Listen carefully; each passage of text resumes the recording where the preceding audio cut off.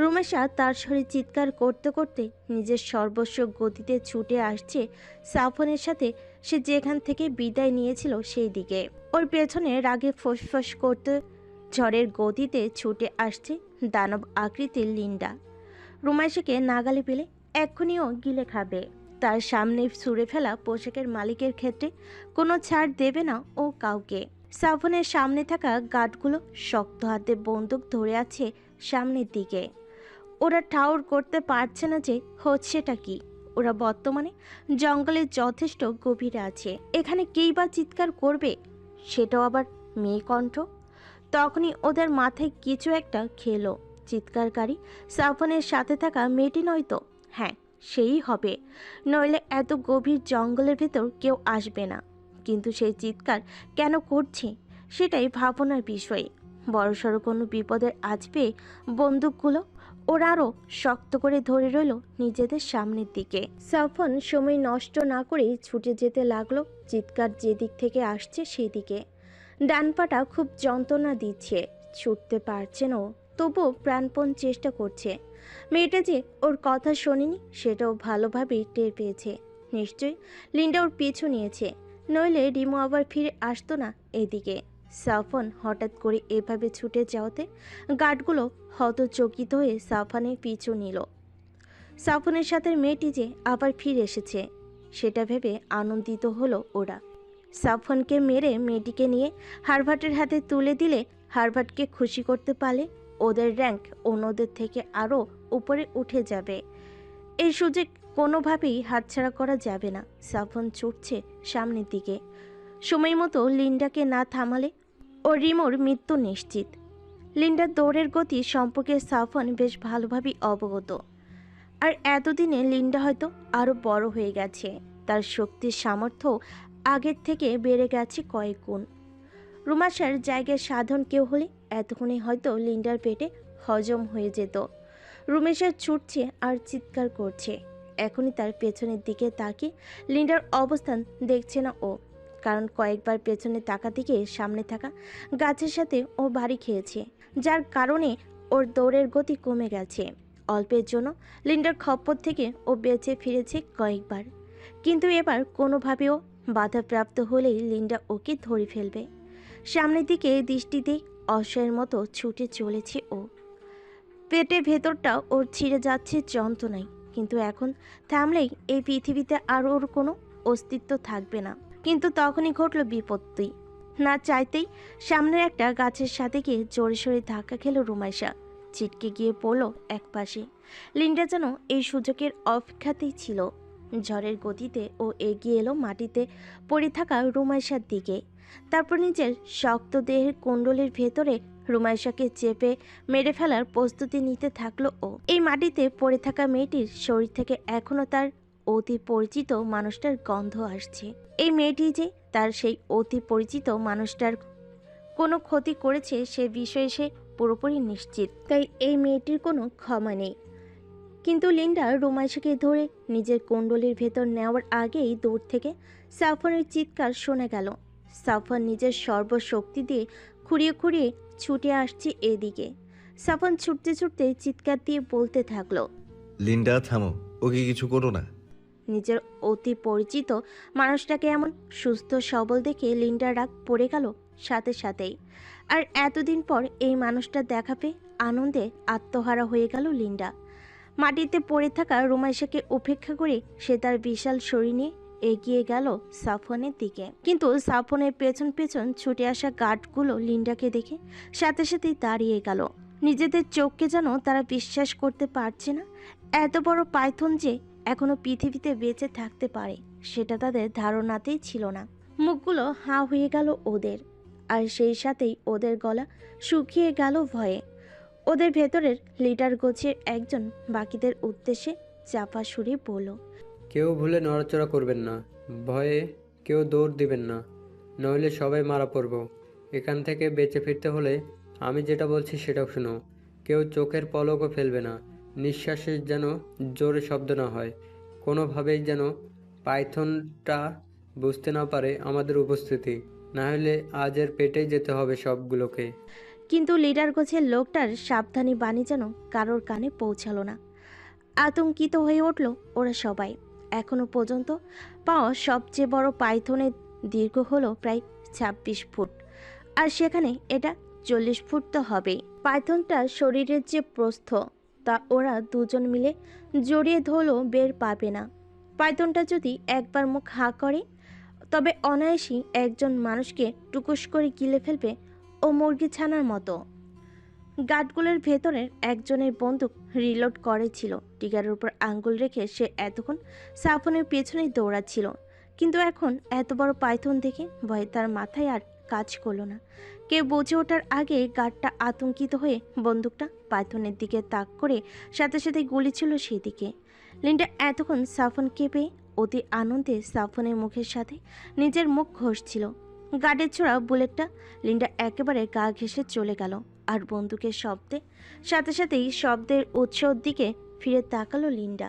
সাফনও তাকালো গার্ডগুলোর দিকে, আর তারপর লিন্ডার দিকে তাকিয়ে এক বিশেষ ইশারা করতে লিন্ডা সাফনকে ছেড়ে ফোঁস শব্দ করতে করতে ধীর গতিতে এগুলো গার্ডগুলোর দিকে।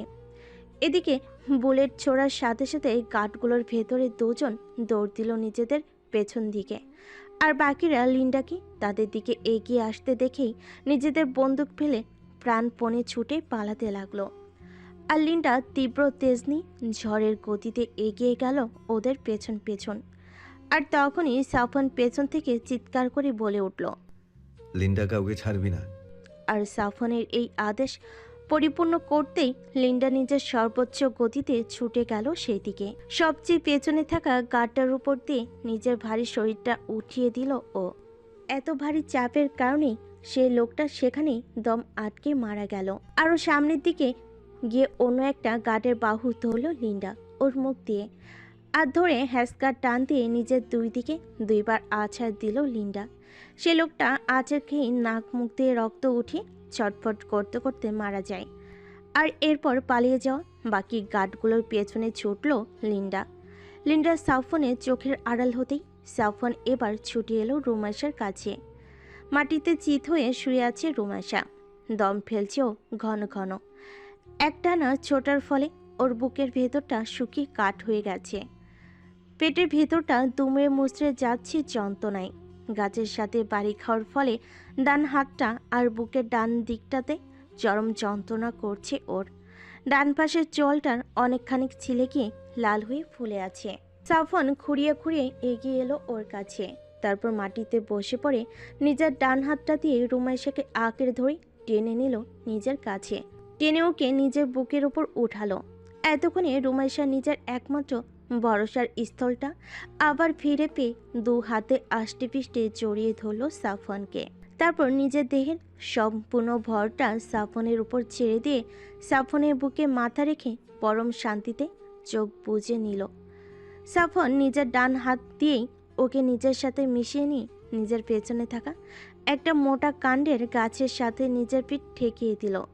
তারপর রুমাইশার চুলের উপর দিয়ে ওর মাথায় শব্দ করে চুমু খেলো একটা। আর কোনো চিন্তা নেই ওর, গার্ডগুলোকে লিন্ডা একাই ভোগে পাঠিয়ে দিবে। এখনো সম্পূর্ণ নিশ্চিন্ত, আর কোনো কিছুই ওর সামনে বাধা হয়ে দাঁড়াতে পারবে না। রাত নেমে এসেছে ধরণীতে। অন্ধকারে নিমজ্জিত আমাজনের গভীর সাফনে বিভীষিকা নাম দেওয়া নদীটার তীরে একটা ছোটোখাটো আগুন জ্বলছে। সেই আগুনে দুপাশে দুইটা গাছের ছোট ছোট কাণ্ড পুঁতে দিতে তার উপর অন্য একটা সরু ডাল রেখে তাতে নদী থেকে ধরে আনা মাছ আর শিকার করা খরগোশের মাংস পোড়াতে দিয়েছে সাফওয়ান। আর সেই আগুনের পাশে বসে বসেই নিজের পা থেকে বুলেট বের করছে ও। ওর পাশে বসে সেই বুলেট বের করা দেখতে দেখতে মুখে নানা রকমের যন্ত্রণার এক্সপ্রেশন দিচ্ছে রুমাইশা। লিন্ডা বসে আছে ওদের থেকে কিছুটা দূরে, তির্যক চোখে ও রুমাইশার দিকে নজর রাখছে। এখনও রুমাইশাকে পুরোপুরি ভরসা করে উঠতে পারছে না। চোখমুখ কুচকে আছে সাফওয়ান। হাতের বুলেটটা বের করা হয়ে গেছে, সেটা পাশেই পড়ে আছে। আঘাতপ্রাপ্ত জায়গাটা ভালোভাবে ধুয়ে মুছে সেখানে কিছু বিশেষ ঔষধি পাতা বেটে লাগিয়ে পরিষ্কার কাপড় দিয়ে বেঁধে দিয়েছে রুমাইশা। এই লতা পাতাগুলো এখানে আসার সময় সাফন খুঁজে খুঁজে নিয়ে এসেছে। বহু কষ্টে পায়ের বুলেটটা বের করে হাঁপ ছাড়ল সাফওয়ান। রুমেশা সাথে সাথে কাছে থাকা পানি দিয়ে সেই জায়গাটা ভালোভাবে পরিষ্কার করে বেটে রাখা লতা পাতা থেকে খানিকটা সাফওয়ানের পায়ের ক্ষতস্থানে লাগিয়ে বেঁধে দিল। ড্রেসিং শেষ হতেই সাফওয়ান কাত হয়ে শুয়ে পড়ল রুমেশার কোলের উপর। তারপর পরম আবেশে নিজের চোখ দুটা বুজে নিল। রুমেশা আলতো হাতে সাফওয়ানের ঝাঁকড়া চুলগুলোতে হাত বুলিয়ে দিতে থাকলো। রুমেশা একবার তাকালো লিন্ডার দিকে। লিন্ডাকে দেখেই বোঝা যাচ্ছে যে সে রুমেশার উপস্থিতিতে মোটেও খুশি না। রুমেশা মুচকি এসে লিন্ডার দিক থেকে চোখ ফিরে সাফওয়ানের মুখের দিকে তাকিয়ে বলল, আপনার লিন্ডা কিন্তু রেগে আছে, তার কোলে গিয়ে একটু ঘুমান। রাখবেই তো। তুই তার ব্যক্তিগত সম্পত্তিতে হাত বাড়িয়েছিস। তোকে যে ও খেয়ে ফেলেনি এখনো, তার জন্য তোর ওকে ধন্যবাদ দেওয়া উচিত। ইস, দরদে ফেটে যাচ্ছে একদম। তা যাবে না, ও আমার প্রথম বউ, তুই 2 নম্বর। ওকে খাতির যত্ন করবি, নইলে তোকে নদীর পানিতে ভাসিয়ে দেব। রুমেশা লিন্ডার দিকে আরও একবার তাকালো। লিন্ডা ফুঁসছে যেন ওদের একসাথে দেখে। রুমেশা সাফওয়ানকে জিজ্ঞেস করলো, ওকে কোথায় পেয়েছিলেন আপনি? বলতে পারি, তবে তবে একটা শর্তে। কি শর্ত? আমাকে তুমি করে বলতে হবে এখন থেকে, আপনি বলা যাবে না আর। এমন করেন কেন? আপনি জানেন যে আমি পারবো না, জেনে শুনে এমন করেন। পারা লাগবে, নইলে হবে না। রুমেশা কিছুক্ষণ চুপ করে তাকিয়ে থাকলো সামনে। কি করবে ও ভেবে পাচ্ছে না। রুমেশাকে এমন চুপ থাকতে দেখে সাফওয়ান চোখ বন্ধ রেখে জিজ্ঞেস করলো, কি হলো জিজ্ঞেস কর দ্রুত। শুনবো না আমি। তুই শুনিস আর না শুনিস, তোকে এখন তুমি বলাই লাগবে। তাড়াতাড়ি, সময় নেই। বল যে লিন্ডাকে তুমি কোথায় পেয়েছিলে, বল দ্রুত। রুমেশা তারপর কিছু বলছে না দেখে সাফওয়ান ওর চোয়াল দুটো দু হাতে নিয়ে বলল, তাড়াতাড়ি তাড়াতাড়ি, আমি দেরি করতে পারছি না আর। আমার তুমি শোনা লাগবে এক্ষুনি। ওদিকে তাকান। আপনি আমার দিকে তাকিয়ে থাকলে আমি বলতে পারবো না। হ্যাঁ, তাকিয়েছি, এবার বল দ্রুত। লিন্ডাকে তুমি কোথায় পেয়েছিলে? সাফওয়ান রুমেশার মুখ থেকে তুমি শুনি ঝট করে রুমেশার দিকে ফিরে ওকে ঝড়ের গতিতে নিজের সাথে মিশিয়ে নিয়ে আনন্দে আটখানা হয়ে বলল, আরেকবার শুনি, ভাল লাগছে অনেক, আরেকবার প্লিজ। রুমেশা সাফওয়ানের এমন হঠাৎ জড়িয়ে ধরে অপ্রস্তুত হয়ে ধমকে সুরে বলে উঠল। উফ, কি করছো? ছাড়ো তো। রুমেশার এমন ধমকে সাফওয়ানের কিছুই হলো না, বরং রুমেশার মুখ থেকে দ্বিতীয়বার তুমি শুনে শব্দ করে মিষ্টি হাসলো ও। তারপর রুমেশাকে আরও জোরে নিজের সাথে মিশিয়ে নিয়ে ওর চোয়ালে কষে একটা চুমু খেয়ে বলল, এখন খুবই খুবই ভালো লাগছে, দারুণ অনুভূতি। আর কখনো যেন তোমার মুখ থেকে আমি আপনি শব্দটা না শুনি। সাফওয়ানের মুখ থেকে তুমি শুনে আজ আবারও লজ্জা পেল রুমেশা। তারপর লজ্জা পেয়ে সাফওয়ানের বুকেই ও মুখ লুকালো। সাফওয়ান তা দেখে ভুবন ভোলানো হাসি দিল, আর তার সেই হাসির শব্দে সচকিত হয়ে উঠল রাতের জঙ্গলটা। রুমেশা সাফওয়ানের বুকের ভেতর মুখ রেখেই আবার জিজ্ঞেস করলো, বলো, লিন্ডাকে তুমি কোথায় পেয়েছিলে? সেবার যখন আমি শহুরে কোলাহল থেকে মুক্তি পেয়ে ভালোভাবে জীবনকে উপভোগ করার জন্য আমাজনে এসেছিলাম, তখন ওই ছোট্ট ঝর্ণার পাশেই লিন্ডা পড়েছিল মুমূর্ষু অবস্থায়। তখন ও ছিল একেবারেই ছোট বাচ্চা। একটা বনবিড়াল ওকে মুখে করে নিয়ে যাচ্ছিল কোথাও।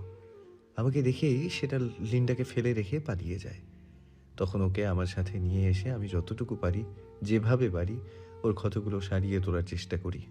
আর তখন থেকেই ও আমার সাথে থাকে। ঝর্ণার ধারের গুহার ভেতরটাতে আমরা প্রথমে থাকতে শুরু করি, তারপর আসি এই নদীর ধারে।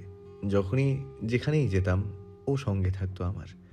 কতদিন কত হিংস্র পশুর হাত থেকে ও আমাকে বাঁচিয়েছে তার হিসেব নেই। আমি যদি কখনো ওকে একা রেখে কোথাও বেরিয়ে যেতাম, তবে ও আমার শরীরের গন্ধ অনুসরণ করে সেখানে পৌঁছে যেত। 2টা বছর ধরে ওকে আমি পেলে পুষে বড় করেছি। তারপর একসময় যখন আমার মনে হলো আমার আবারও ফিরে যাওয়া দরকার লোকালয়ে, তখন একদিন ওকে না জানিয়ে ওকে এখানে রেখেই আমি বেরিয়ে পড়লাম, শরীরে নদীর ভেতর থেকে কাঁদা তুলে লাগিয়ে, যেন ও আমার শরীরের গন্ধ পেয়ে আমার পিছু নিতে না পারে। তখন থেকে ও এখানেই আছে। আমি আর ওর খোঁজ খবর নিতে পারিনি। এরপর আমি জানতামও না যে ও বেঁচে আছে নাকি মারা গেছে। ও বেঁচে থাকতে পারে সেই আন্দাজ করেই তোকে গুহার কাছে পাঠিয়েছিলাম, কারণ ওই জায়গাটা ওর খুব পছন্দের ছিল। প্রায়ই ওইখানে গিয়ে ঘুমাতো ও ঠান্ডার ভেতরে। আর আমার ধারণাটাই সঠিক হলো। সৃষ্টিকর্তার কাছে আমি কৃতজ্ঞ। ও আজ সঠিক সময় না আসলে হয়তো আমি বেঁচে ফিরতে পারতাম না তোমার কাছে। এই সুন্দর মুহূর্তটা আর উপভোগ করা হতো না আমার। এই আগুনে ঝলসানো মাংস, নদীর পানির করো শব্দ, সে পানির ওপর পড়া চাঁদের আলোর প্রতিফলন, আমার শখের নারীর মিষ্টি মুখ, কোনো কিছুই আর দেখা হতো না আমার। রুমাইশার মুখের দিকে প্রেমপূর্ণ দৃষ্টিতে তাকিয়ে শেষের কথাগুলো বলল সাফওয়ান। রুমাইশা এতক্ষণ এক ধ্যানে তাকিয়েছিল সাফওয়ানের দিকে। সাফওয়ানের কথাগুলো ও মন দিয়ে শুনছিল।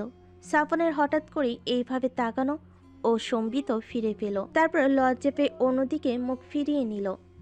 মুখে ওর ফুটে উঠল অদ্ভুত সুন্দর হাসি। আগুনের আবছা আলোয় সেই হাসি সাফওয়ানের বুকের ভিতর ঝড় তুলে ফেলল যেন। সাফওয়ান এগিয়ে এলো রুমাইশার কাছে, একেবারেই কাছে। তারপর রুমাইশার কানের কাছে মুখ নিয়ে মৃদু গলায় বলে উঠল, আজ অনেক এনার্জি লস হয়েছে আমার, রিফিল লাগবে। রুমাইশা সাফওয়ানের দিকে তাকালো না। লজ্জায় ওর চোয়াল দুটা জ্বালা করছে। হাসিটা মুখ থেকে সরতেই চাইছে না। সাফওয়ানের কথা শুনে ও বলল, মাছ আর মাংস প্রায় হয়ে এসেছে, খেয়ে নাও দ্রুত, এনার্জি ফিরে আসবে। আমার এনার্জি মাংস খেলে ফিরবে না, জীবন্ত কিছু খেতে হবে, এই যেমন তুমি। ছি, মুখে কিছুই আটকায় না। তোমার লিন্ডা কিভাবে আমাদের দিকে তাকাচ্ছে দেখো। তোমাকে আমার সাথে দেখে ওর রাগ হচ্ছে, ওর কাছে যাও। সাফওয়ান পেছন ফিরে লিন্ডার দিকে তাকালো। সত্যি সত্যি লিন্ডা ওদের দিকে তাকিয়ে আছে তীক্ষ্ণ চোখে। সে মোটেও খুশি না, দৃষ্টি তার রুমাইশার দিকে। সাফওয়ান লিন্ডার দিকে তাকিয়ে ফিজেল হাসি দিল। তারপরও উচ্চস্বরে ডেকে উঠল। লিন্ডা। সাফওয়ানের ডাকে লিন্ডা ফিরে তাকালো ওর দিকে। ও তাকাতে সাফওয়ান ওকে ইশারা করলো অন্যদিকে তাকাতে। লিন্ডা আরও একবার রুমাইশার দিকে ফিরে কিছুক্ষণ তীর্যক চোখে তাকিয়ে থেকে বুঝিয়ে দিল যে সে সাফওয়ানের কথা মতো মাথা ঘোরাচ্ছে ঠিকই, কিন্তু রুমাইশার উপর সে নজর রাখতে ভুলবে না। আর তারপরই নিজের মাথাটা অন্যদিকে ঘুরিয়ে নিল লিন্ডা। লিন্ডার এমন কাণ্ড কারখানা দেখে খিলখিল করে হেসে উঠল রুমাইশা। আর সেই হাসিতে কুপকাত হয়ে সাফওয়ান রুমাইশাকে নিজের বুকের একদম ভেতর টেনে নিয়ে পিষে ফেল বুকের সাথে। আর তারপরই রুমাইশার ঠোঁটে বসিয়ে দিল এক প্রগাঢ় চুম্বন। তারপর বলল, লিন্ডা ওদিকে ফিরে আছে, আর কেউ দেখছে না। রুমাইশা খিলখিল করে হেসে উঠল আবারও। সেই রাতে একজোড়া কদপীর তীব্র সুখানুভূতির তীব্র ধ্বনিতে মুখরিত হয়ে উঠল জঙ্গলের ভেতরের পূর্ণিমার চাঁদের আলোয় আলোকিত হয়ে ওঠা বিভীষিকা নদীর কিনারা। আহমেদ ভিলাই সকাল থেকে সাজ সাজ রব। আত্মীয় স্বজনেরা দূরত্ব পায়ে এদিক ওদিক ছোটাছুটি করছে। ছোট ছোট বাচ্চাগুলোর কোলাহলে সারা বাড়ি মুখরিত। রুনি আজ মহাব্যস্ত, তার হাঁকডাক শোনা যাচ্ছে থেকে থেকে। আশিকেও দেখা যাচ্ছে প্রচণ্ড ব্যস্ততায়।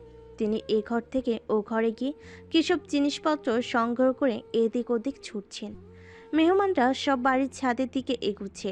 সেখানে চিলকোঠার রুমের পাশে ফাঁকা জায়গাটাতে স্টেজ তৈরি করা হচ্ছে রাতের জন্য। গায়ে একটা সাদা রঙের পাঞ্জাবি পরে সেসবের তদারকি করছে রাফসান। স্টেজ তৈরির লোকজনদেরকে ইনস্ট্রাকশন দিচ্ছে ও। রাফসানের স্ত্রী আফসানা এলো রান্নাঘরে। দরজায় দাঁড়িয়ে রুনিয়াকে আমতা আমতা করে বলল, ফুপ্পি, সাফিন ভাইয়া কি বাইরে সবার সামনে গোসল দিতে রাজি হবে? ও তো আবার একটু অন্যরকম, গায়ে হলুদ টলুদ ছোঁয়াতে দিবে কিনা কে জানে। রুনি আয়েশার সাথে রান্নাঘরে বসে ছোট ছেলের গায়ে হলুদের নাস্তার প্রস্তুতি নিচ্ছিলেন আর নিজেদের ভেতর টুকটাক গল্প করছিলেন। আফসানার কথাই মুখের স্মিত হাসিটা তার নিভে গেল। তার তো মনেই ছিল না যে তার ছোট ছেলেটা আর আগের মতো নেই, বদলে গেছে অনেক। শুধু তার ছোট ছেলে নয়, বদলে গেছে সেও, তার পরিবারের সবাই।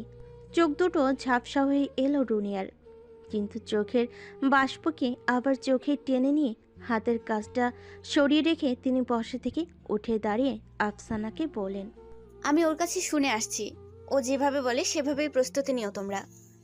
তার বেশি কিছু করার দরকার নেই, জানোই তোর মেজাজ কেমন। আফসানা মাথা নাড়িয়ে সাই জানালো। রুনিয়া রান্নাঘর থেকে চলে যেতেই আয়েশা জিজ্ঞেস করলেন, রাফসান কোথায়? আফসানা? আফসানা রুনিয়ার যাওয়ার দিকে তাকিয়েছিল। আয়েশার কথাই চমকে তাকিয়ে বলল, উনি ছাদে আছেন আম্মা, স্টেজের ওইখানে আছেন। আয়েশা রান্নাঘরের বাইরের দিকে একবার চোখ বুলিয়ে আবার জিজ্ঞেস করলেন, রাদিফার রুহানি কোথায়? আশেপাশে তো দেখছি না। ওরা বাইরে অন্য বাচ্চাদের সাথে খেলছে আম্মা, এতক্ষণ এখানেই ছিল। বাচ্চাগুলোর উপরে নজর রেখো, কোথায় যাচ্ছে, কি করছে না করছে, কোথাও আঘাত টাঘাত লাগিয়ে না বসে। ঠিক আছে আম্মা, আপনি কোনো চিন্তা করবেন না। আমি এখন ওদিকটায় যাই, গিয়ে দেখি ওরা কত দূর কি এগোলো। আয়েশা আচ্ছা বলে আফসানা চলে গেল রান্নাঘরের দরজা থেকে। আজ 8 বছর হলো সে রাফসানের বউ হয়ে এসেছে, 2 বাচ্চার মা হয়েছে। তবুও কোথাও যেন কিছু একটা ফাঁকা তার থেকেই যায়। এই 2 পরিবারের কিছু একটা মিসিং। কেউ তেমন হাসে না, কারোর সাথে কথা বলে না, আর বললেও সেটা অনেক চাপা সুরে, যেন কেউ সেটা শুনতে না পারে। এখন রান্নাঘরে গিয়েও সে দেখল তার শাশুড়ি আর ফুফু শাশুড়ি নিজেদের ভেতর চাপা সুরে কিসব আলোচনা করছে।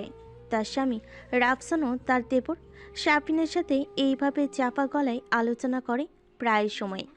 বিয়ের পর প্রথম প্রথম যখন সে রাফসানকে দেখত ফোনে কারোর সাথে আস্তে আস্তে কথা বলছে, তখন তার মনে কি সন্দেহটা নেয় দানা পেতেছিল। কিন্তু পরবর্তীতে যখন জানল যে ফোনের ওপাশের ব্যক্তিটা আর কেউ না, তারই ফুফাতো দেবর, তখন সে যেন আকাশ থেকে পড়ল। ভাই ভাইয়ে এমন গুজুর গুজুর ফুসুর ফুসুর করার মানেটা কি সে বুঝে উঠতে পারতো না, এখনও পারেনি। কেউ তাকে কিছুই বলে না যে কোথায় কি চলছে। তাকে দেখলেই সবাই কেমন চুপ হয়ে যায়, তাকে সবাই পরপর ভাবে যেন। সেই অভিমানে এখন আর আফসানা কিছুই শুনতে চায় না কারোর কাছে। শাফিন নিজে ঘরে বসে জামা কাপড় গোছাচ্ছিল। দরজায় কড়া নড়তেই শাফিন কাপড় গোছানো রেখে দরজা খুলে দিল। তারপর আবার নিজের কাজে লেগে পড়ল। রুনিয়া ভেতরে এসে বসলেন বিছানায়। শাফিন মায়ের দিকে দৃষ্টি দিচ্ছে না। রুনিয়া বসে বসে ছেলেকে দেখতে লাগলেন। তার ছোট ছেলেটা আজ কত বড় হয়ে গিয়েছে, বয়স তার এখন 30 ছুঁই ছুঁই। আগে সেই হাসি খুশি শিশু সুলভ মুখের জায়গায় এখন এক খোঁচা খোঁচা দাড়িওয়ালা রুক্ষ গম্ভীর মুখ স্থান পেয়েছে। ভুরু দুটো কুঁচকে আছে বিরক্তি দিতে, ঠিক সাফওয়ানের মতো। ভাই রাস্তাতেই হাঁটছে এটাও। কিছুক্ষণ চুপ থেকে তিনি শাফিনকে জিজ্ঞেস করলেন, আফসানারা তোর গায়ে হলুদ সবে বলছে, গোসলও করাবে, তোর কোনো সমস্যা আছে? এসব যে আমার ভালো লাগে না সেটা তুমি ভালো করে জানো মা। আমার গোসল আমি একাই করে নেব। এসব হলুদ টলুদ ছোঁয়ানোর কোনো নিয়ম কোথাও নেই। এসব রীতি আমি ফলো করতে পারবো না। তারা সম্পর্কে আমার ভাবি হয়, আর তাদেরকে আমি অত ভালো করে চিনিও না। তারা কেন আমার গায়ে হাত দেবে মা? রুমি আপু হলে আমি সব মেনে নিতাম, কিন্তু সে নেই, তাই এসবের ভেতরে আমিও নেই। রুমির কথা উঠতেই রুনিয়া একটা দীর্ঘশ্বাস চাল, এরপর চোখে মুখে অসহায়ত্ব ফুটিয়ে জিজ্ঞেস করলো, আর একবারও যোগাযোগ করেছে? তারা যোগাযোগ করবে কখন? সময় কোথায় তাদের? লাস্ট যোগাযোগ করেছে 3টা বছর হয়ে গেছে। বলেছিল যে সময় পেলেই যোগাযোগ করবে। তাদের সে সময় এখনো আসেনি। আমি গত 2 মাস ধরে তাদেরকে মেল করেছি যে আমার বিয়ে, কিন্তু তাদের কোনো রেসপন্স নেই। হয়তো আমার মেলগুলোও দেখার মতো সময় হয়নি কারো।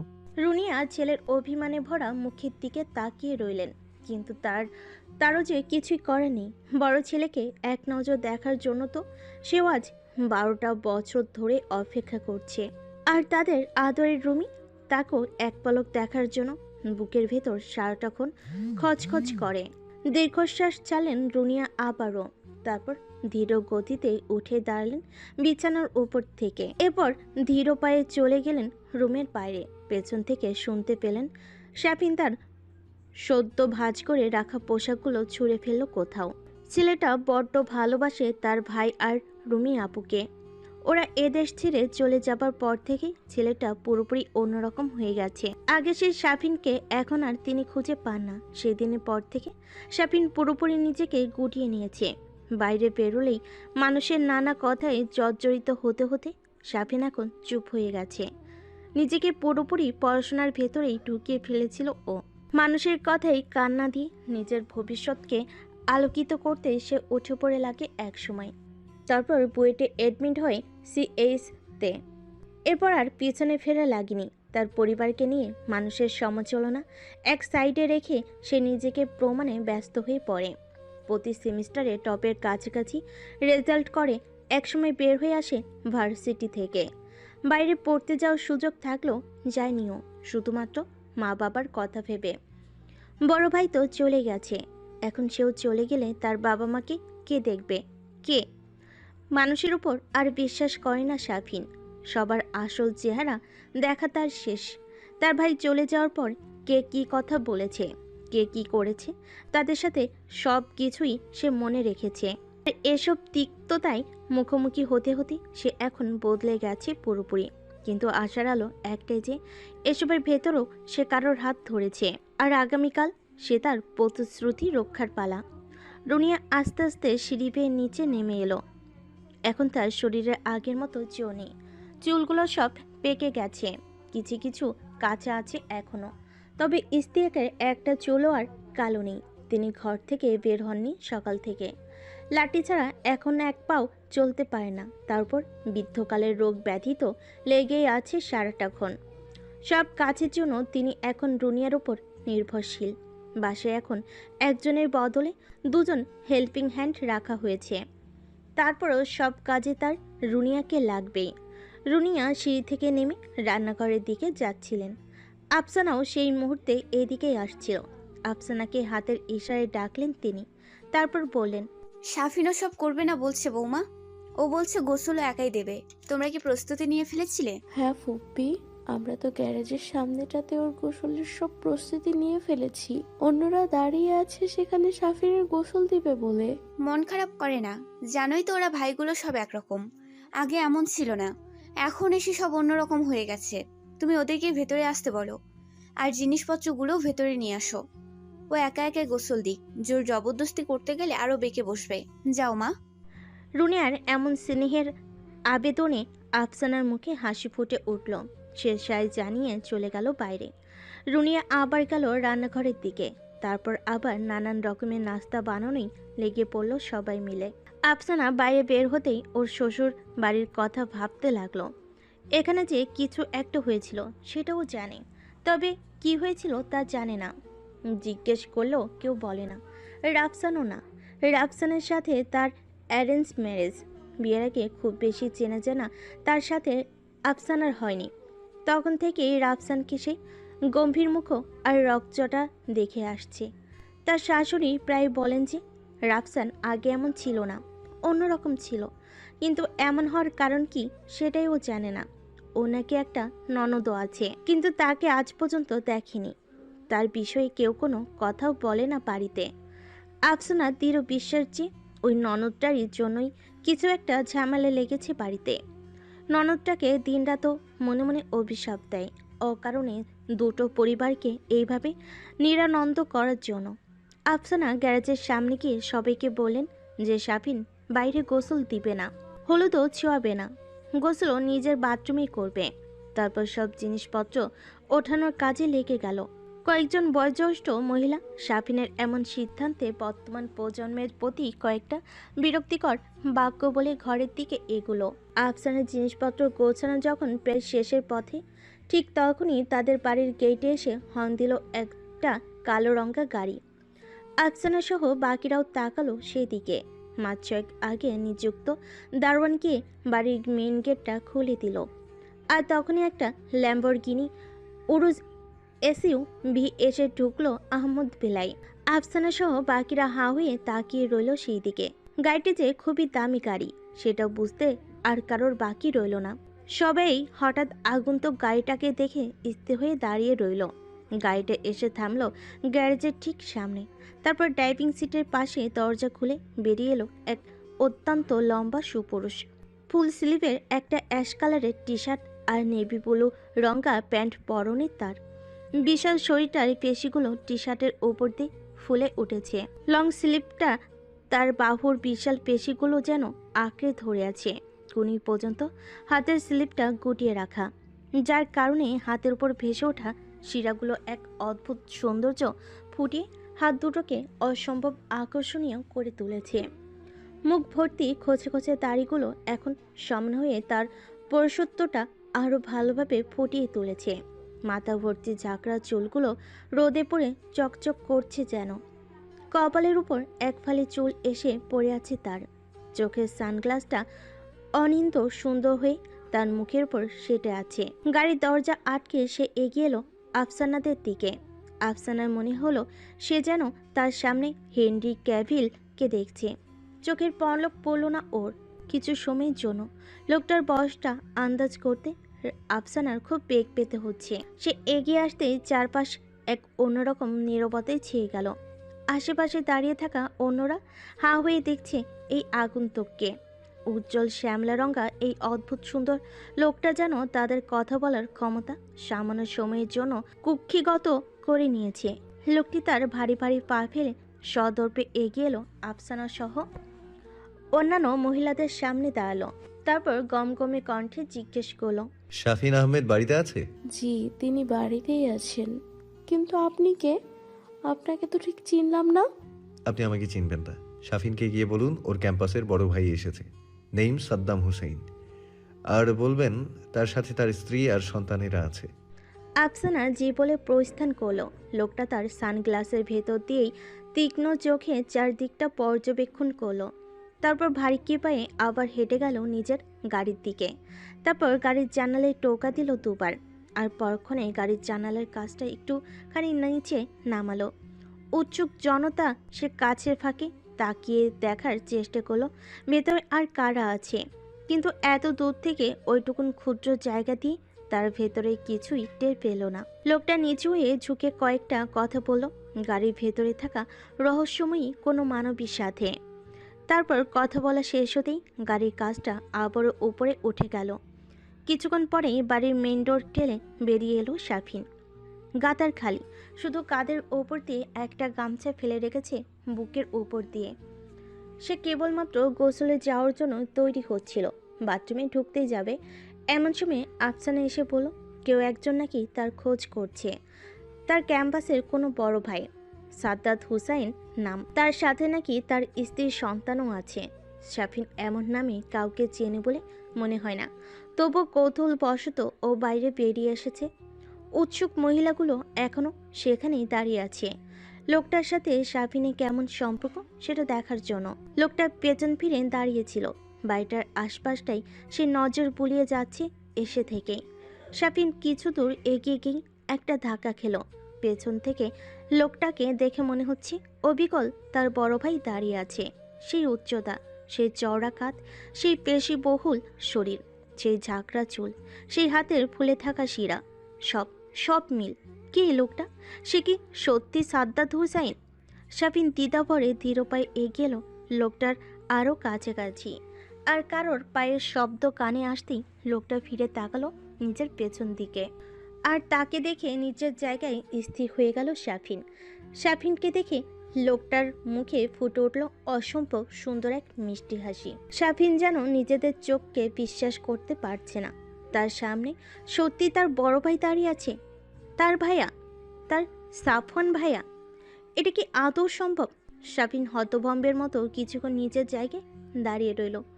চোখে ওর প্রবল উত্তেজনা আর মুখে বিস্ময়। আর এরপরে ঘোর কাটতেই ও নিজেই জায়গা থেকে ছুটে এসে সাফওয়ানের বুকে ঝাঁপিয়ে পড়ল এক প্রকার, আর মুখ দিয়ে শুধু একবার চাপা সুরে উচ্চারণ করলো, ভাইয়া। আফসানা শাফিনকে ডেকে দিয়ে রান্নাঘরে গেল। সেখানে রুনি আর আয়েশা অন্যান্যদের সাথে মিলে প্লেটে খাবার সাজাচ্ছে। আফসানা গিয়ে রুনি আর আয়েশার মাঝখানে বসে পড়ল। তারপর মুখ ফুটিয়ে বলল, শাফিন ভাইয়া তো বলেছিল ভাইয়ার কোনো বন্ধু বান্ধবকে দাওয়াত দিবে না। দেখেছো, ঠিকই দিয়েছে, শুধু আমাকে বল। কেউ আমাকে কিচ্ছু বলে না। ও আবার কাকে দাওয়াত দিয়েছে? আমরা তো জানি না। ওর কেউ এসেছে নাকি? হ্যাঁ, একজন লোক এসেছে। বলছে সে নাকি ভাইয়ার ক্যাম্পাসের বড় ভাই, খুব বড় লোক। কি সুন্দর একটা গাড়ি নিয়ে এসেছে জানো না, কুচকুচে কালো, চকচক করছে। সে লোকটা ইয়া লম্বা আর হেব্বি সুন্দর দেখতে। বডি কি তার, আমি তো দেখে হা হয়ে গেছি।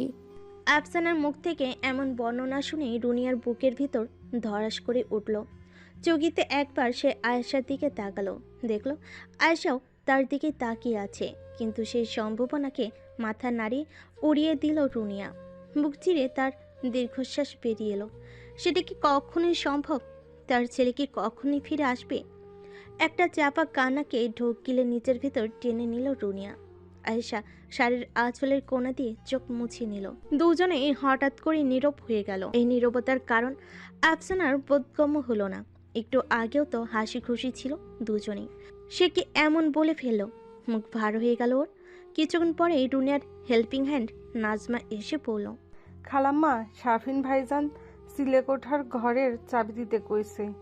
ওনার নাকি কারা আসছে, তাগের থাকতে দেবে, ঘরটা পরিষ্কার করতে কইছে এক্ষুনি। চিলকোটার রুমের কথা শোনা মাত্র রুনিয়ার মাথা গরম হয়ে গেল।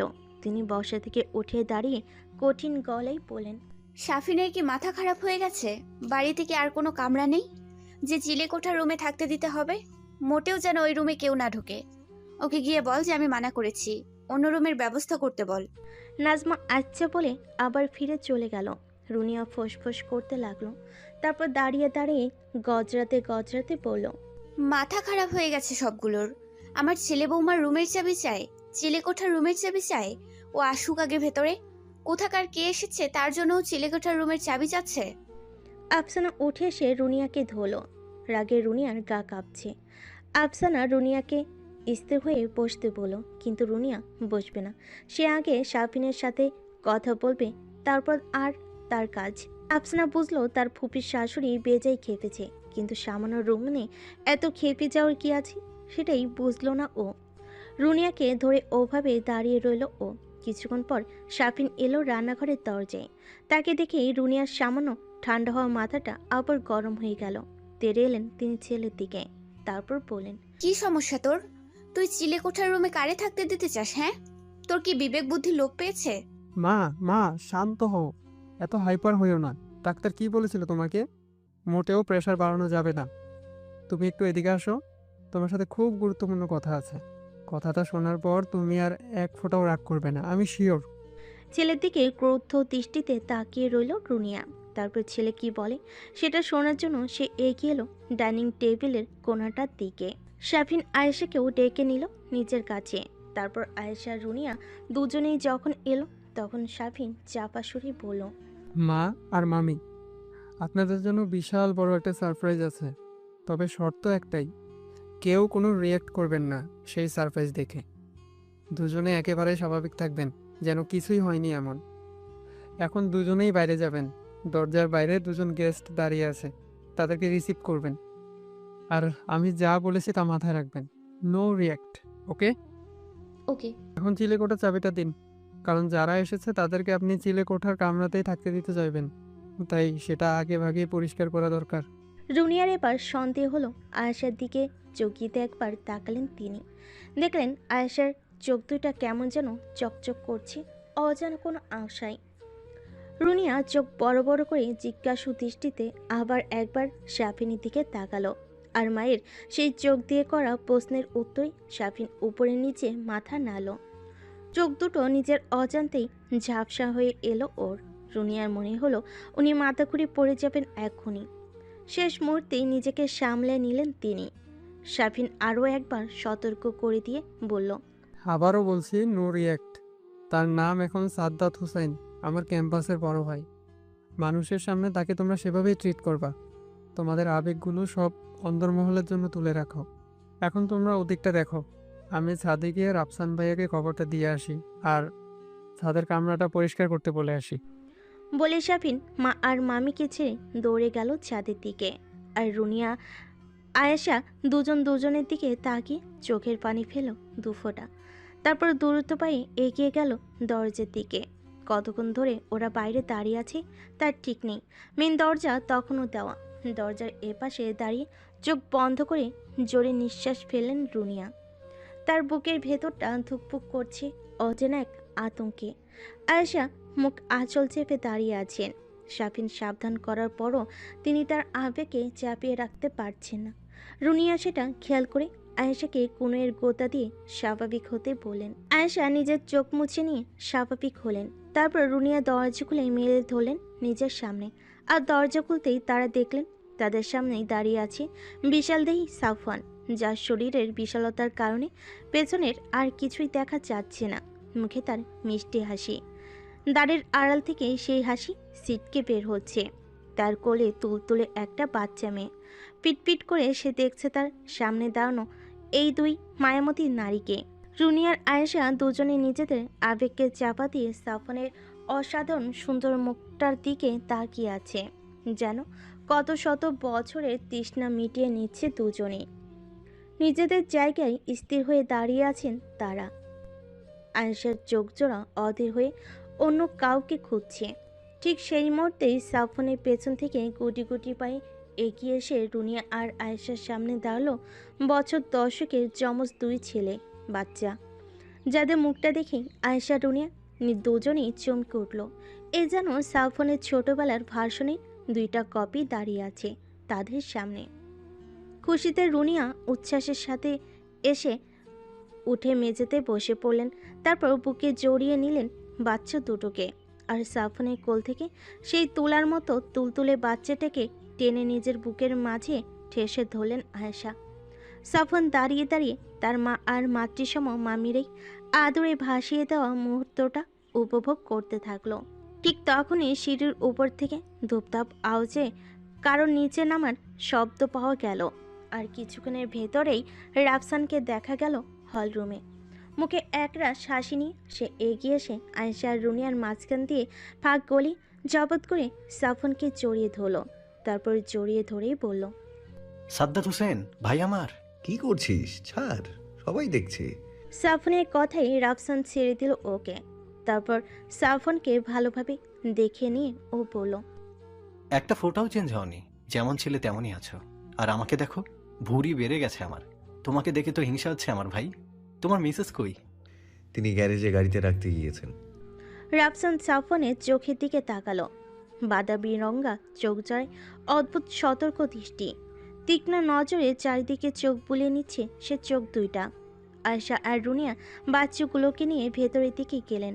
কত পথ এসেছে, কত কষ্ট হয়ে গেছে তার ঠিক ঠিকানা নেই। রাফসানও সাফওয়ানকে ভেতরে নিয়ে আস্তে আস্তে পড়ল। বাবা, ড্রাইভিংও শিখিয়ে ফেলেছো দেখছি তোমার বউকে। সাফওয়ান রাফসানের দিকে একবার তাকিয়ে আবার সামনের দিকে দৃষ্টি দিয়ে মুখে হাসি ফুটিয়ে গর্বের সাথে বলল, yep, my wife has to be allrounder. ততক্ষণে সাফিনও নিচে নেমে এসেছে। আয়েশা রুনিয়া বাচ্চাদের নিয়ে গিয়ে সোফায় বসেছে।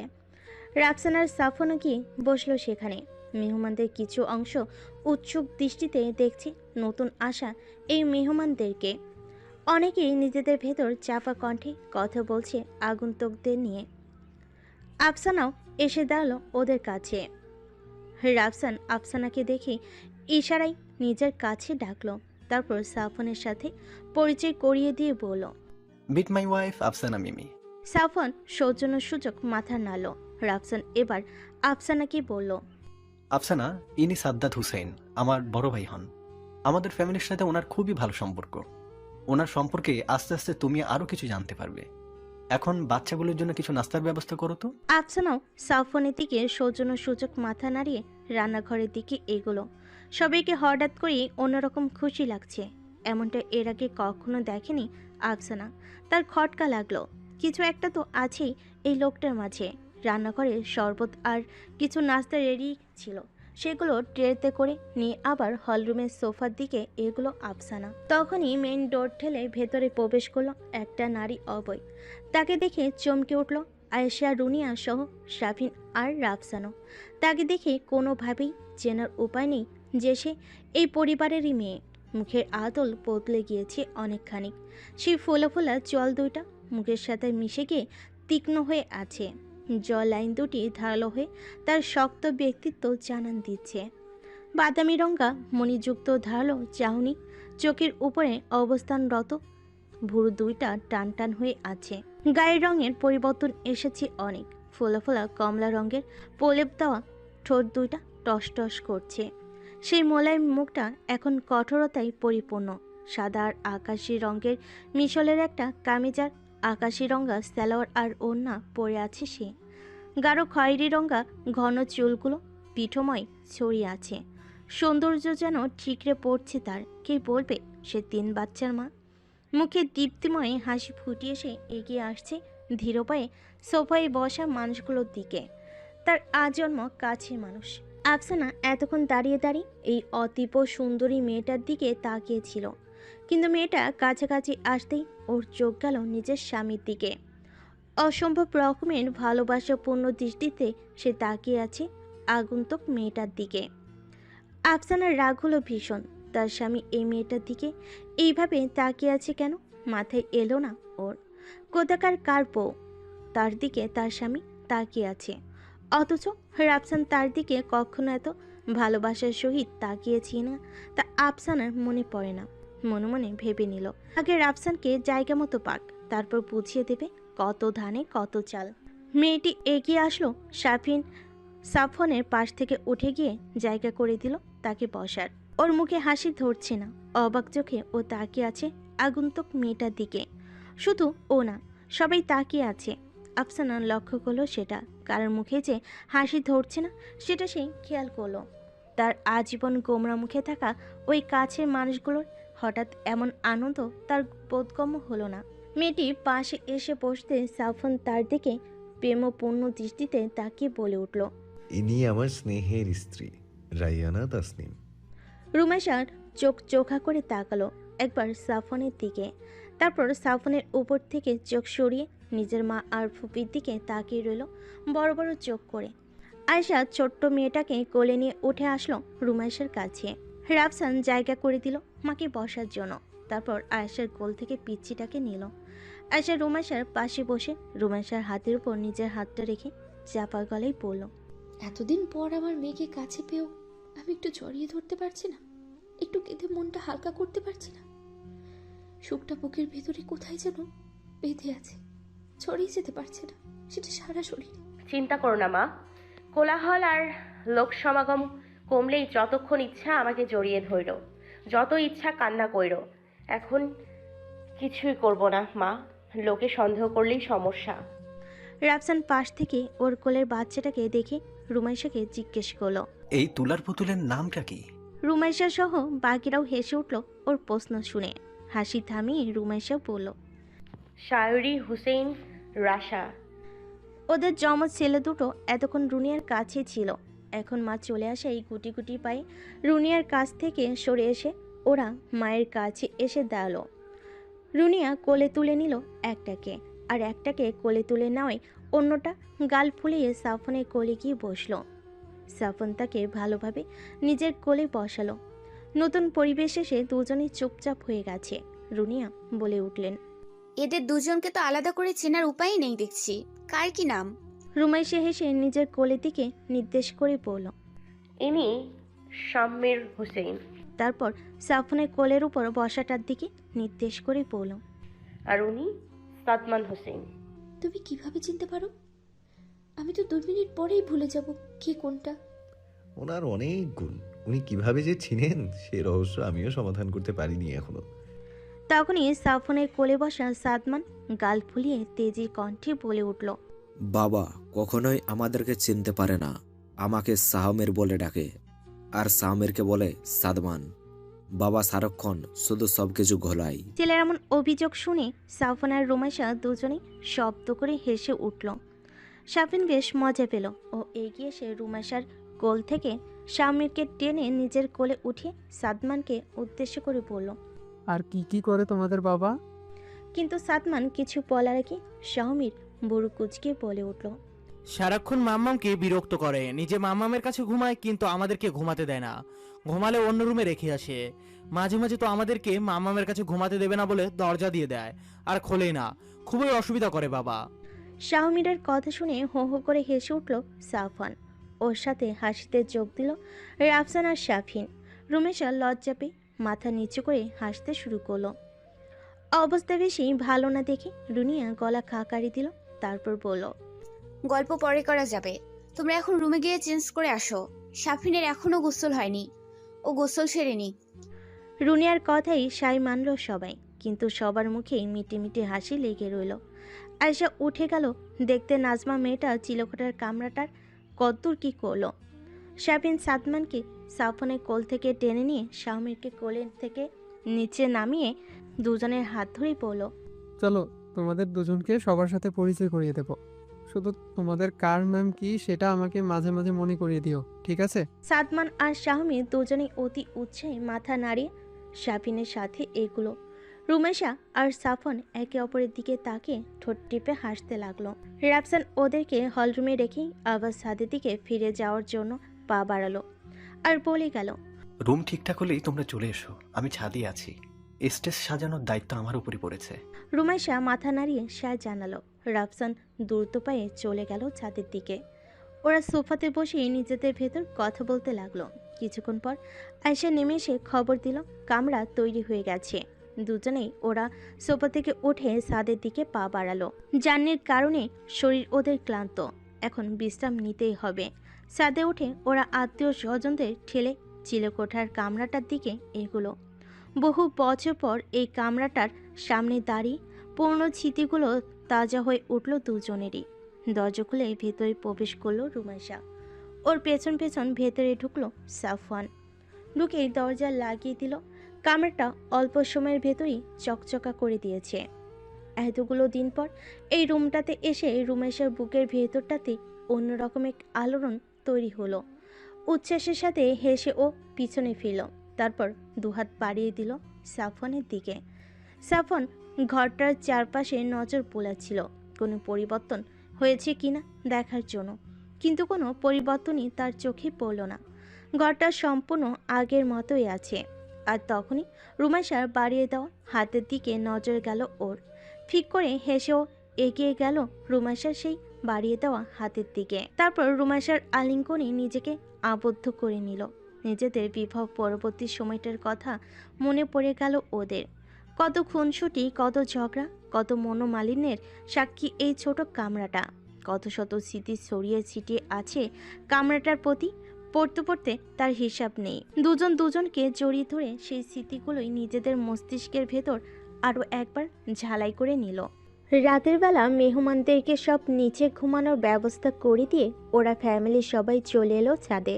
চাঁদের এই মাথা থেকে ও মাথা বিছানা পাতা হলো। Family get together. বিছানা বালিশ সব পাতা হলো, কেউ সেখানে গা এলিয়ে দিল না। সবাই গোল হয়ে বসে রইল সাফন আর রুমাইশাকে মধ্যখানে রেখে। আজকের রাতটা ওরা সবাই মিলে ওদের দুজনের এতগুলো দিনের কাহিনী শুনবে। রুমাইশাকে জড়িয়ে ধরে বসে আছে আয়েশা, তার চোখের কোণে পানির রেশ। মাঝে মাঝে আঁচলের কোণা দিয়ে চোখের কোণটা মুছে নিচ্ছেন তিনি। শামসুল আর ইস্তিয়াক দুজনেই এক জায়গায় বসে আছেন। ওনাদের কোলে সাদমান আর শাহমীর। ঘুমে চোখ ঢুলু ঢুলু করলেও এখনও জেগে আছে দুটোই। ইস্তিয়াক আর শামসুল বারবার বাচ্চা দুটোর মুখের দিকে তাকাচ্ছে। সাফন ছোটবেলায় ঠিক এরকম ছিল, শক্তপোক্ত গাট্টা গোট্টা শরীর, মাথা ভর্তি মিশমিশে ঝাঁকড়া চুল, তেজিয়ান দুইটা চোখ যা সবসময় চারপাশটা তীক্ষ্ণভাবে পর্যবেক্ষণে ব্যস্ত থাকে। বাচ্চা দুটোকে দেখে সাফনের ছোটবেলাটাই আবার নিজেদের ভেতরে আলোচনা করছেন তারা, আর হাসছেন মাঝে মাঝে। রুনিয়া শায়রুইকে কোলে নিয়ে বসে আছেন। শায়রুই ঘুমে কাঁদা, 8 মাসে পড়েছে সে এবার।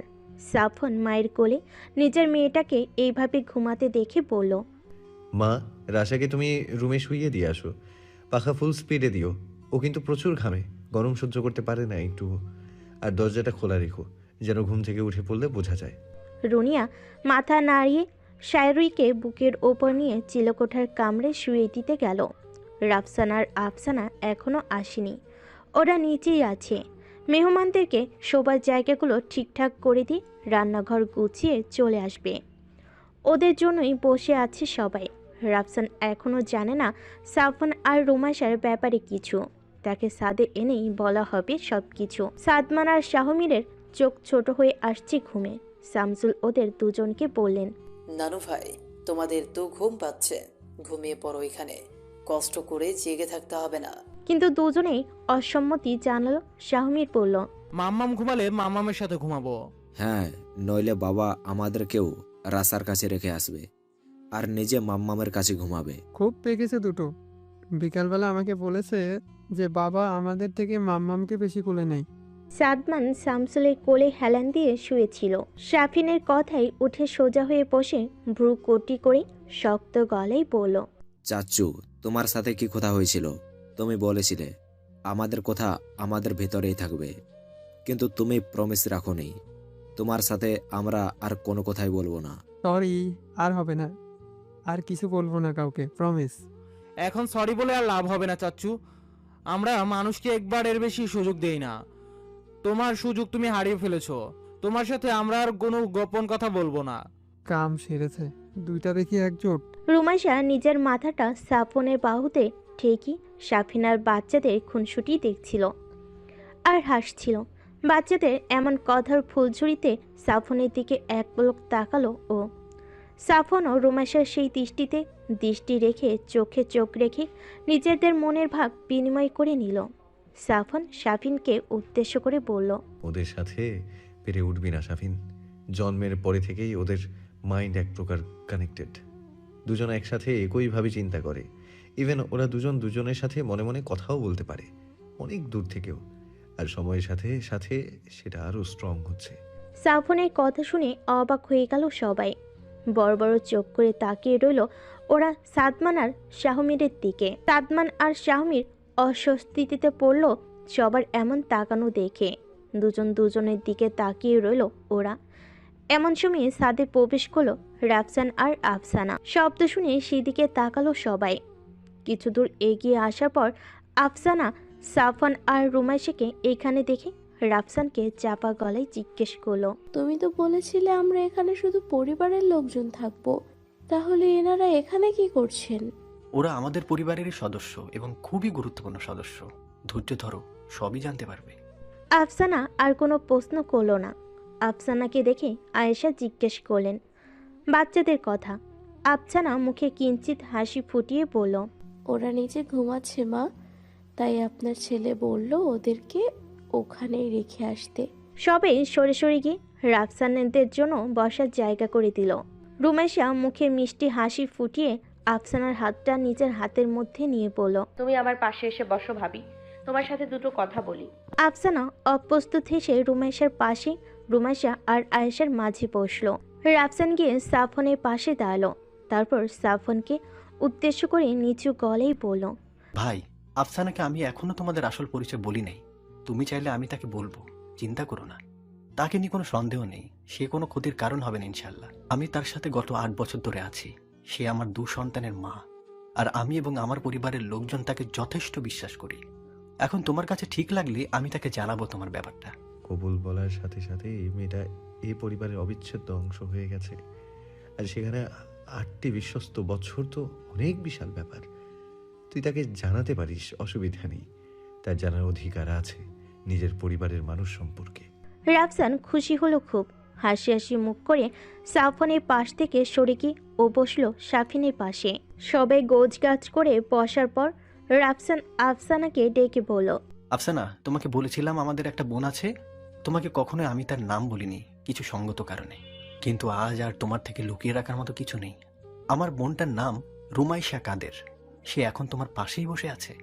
আর তার পাশে যাকে দেখছো সে আমাদের বিগ ব্রাদার ইস্তিয়াক আহমেদের বড় ছেলে সাফওয়ান আহমেদ, আমার বোনের স্বামী।